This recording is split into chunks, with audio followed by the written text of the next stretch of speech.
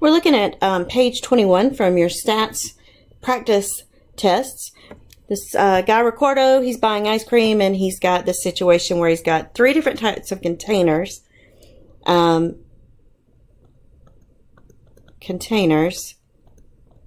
depending on what type of container he gets, he may or may not get a sauce, but there are 8 flavors of ice cream. There's 2 kinds of sauce. And again, we talked about that. You're not going to get a sauce on a cone. And then there are 5 types of toppings. So basically, here's what he wants. He's either going to get a cone or a bowl. So let's take a look at this. If he gets a cone, if he knows he's getting a cone, that means there are 2 possibilities, where if he gets a bowl, there's only 1. Flavors of ice cream, for both of them, it's 8 and 8.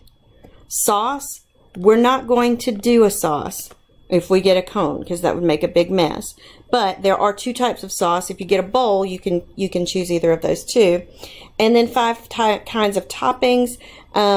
He is going to get 1 topping, or actually, I'm sorry, 5. He gets 1 topping for each of those.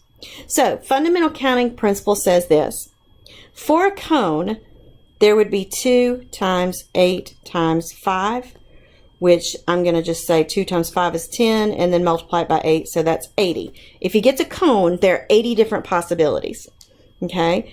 Whereas for a bowl, you would get 1 times 8 times 2 times 5.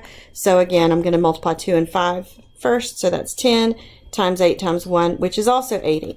So if there are 80 different ways you could get a cone and 80 different ways you could get a bowl, if you add those together, that's the total number of possible ice creams that you could get. So that answer is B.